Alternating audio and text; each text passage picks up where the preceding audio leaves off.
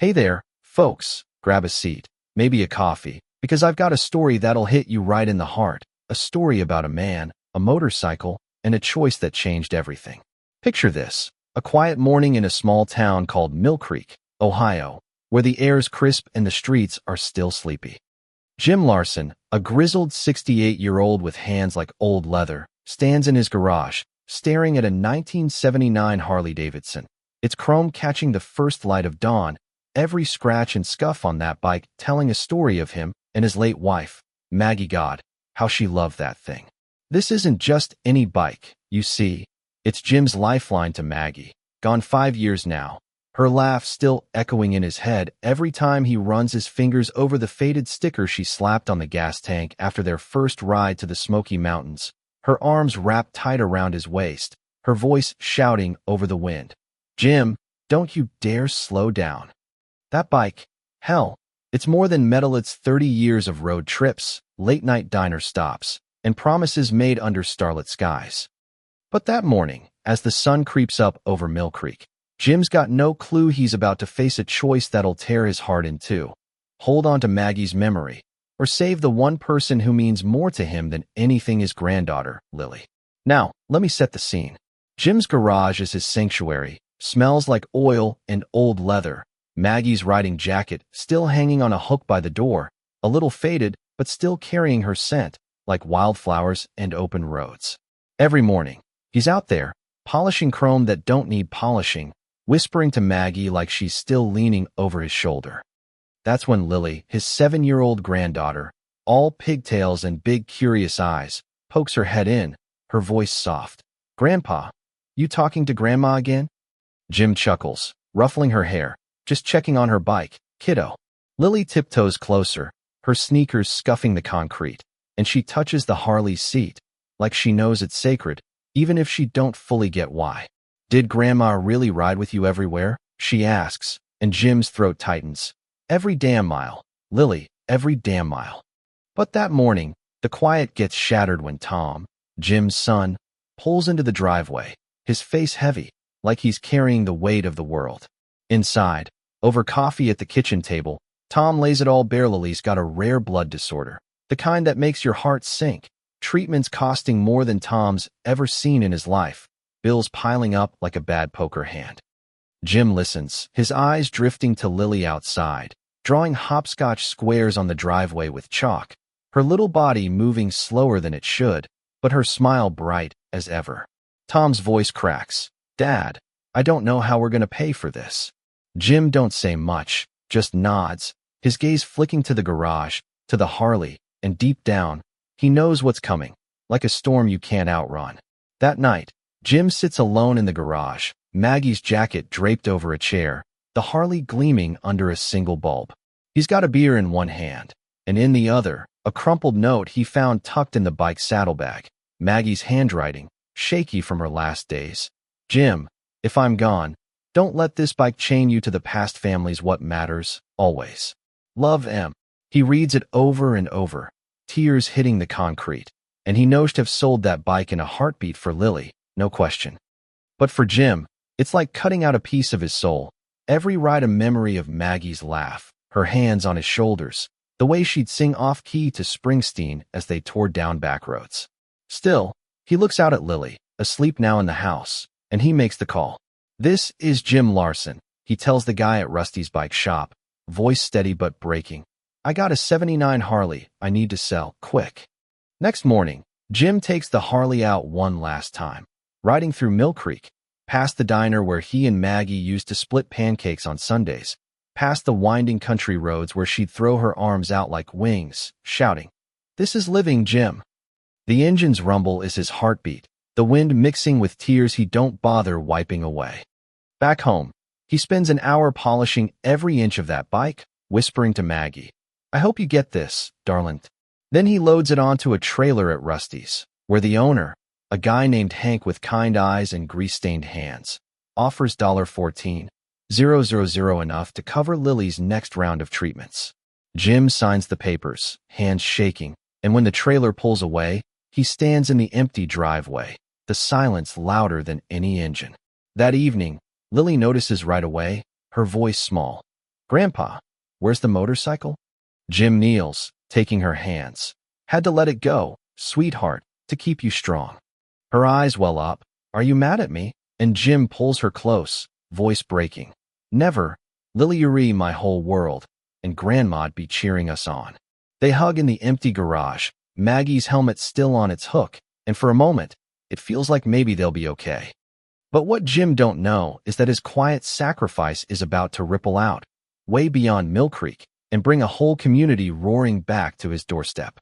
See, at Rusty's, a young mechanic named Caleb can't shake the image of Jim signing those papers, his hands steady, but his eyes full of grief.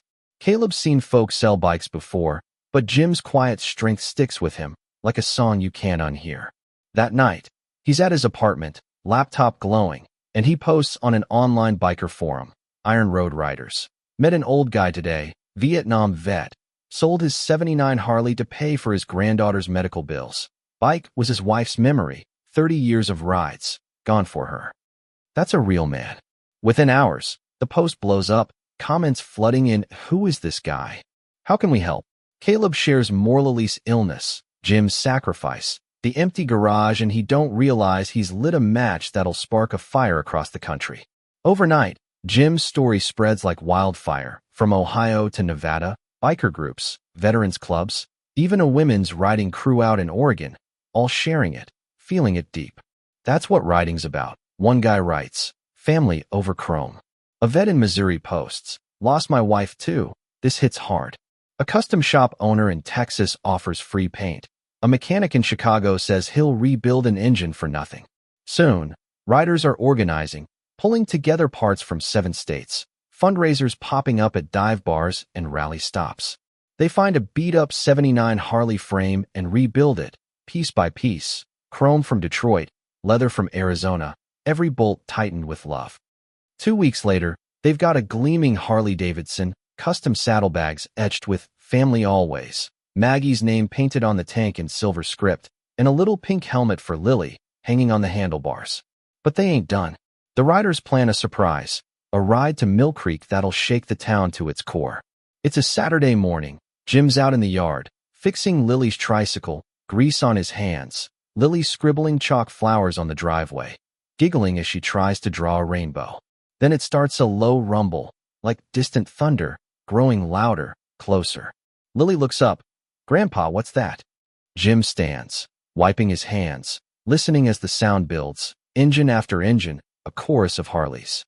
He steps to the driveway's edge, heart pounding, and then he sees I-tone bike turns onto their street, then 10, then 50, until the whole damn road is lined with riders, leather vests, helmets glinting, neighbors stepping out, jaws dropped, phones recording. The lead bike pulls into Jim's driveway, engine cutting off, and the sudden quiet is deafening. Caleb steps forward, pulling off his helmet. Mr. Larson, it's Caleb, from Rusty's. Jim nods, Lily clinging to his leg, eyes wide. Your story got around, Caleb says, gesturing to the sea of bikes, and we couldn't let it go. He points to a flatbed trailer rolling up, a tarp covering something Jim knows in his Bonisa Harley. Riders step forward, pulling the tarp, revealing a '79 Harley, reborn, chrome shining like a mirror, Maggie's heart painted on the tank, and that little pink helmet for Lily. Caleb hands Jim an envelope. We raised enough for Lily's treatments, 3 years' worth. Jim shakes his head, tears falling. I can't take this. Caleb grins. This ain't charity, Jim, it's family. Lily tugs Jim's hand. Grandpa, can we ride it? And Jim laughs, wiping his eyes. Hell yeah, kiddo.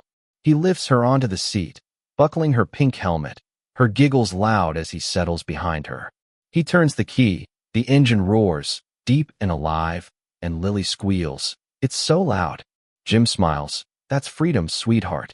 Caleb raises a hand, and one by one, 200 engines fire up, a rolling thunder that shakes the street. Jim pulls out, Lily waving, and the riders follow, a river of chrome flowing through Mill Creek, past the diner where waitresses wave, past roads where Maggie's laughter still lingers. The town watches, some crying, some cheering, cars pulling over, drivers saluting as the procession rolls by. Jim feels Maggie in every turn, every breeze, like she's riding beside him, whispering, "You did good, Jim."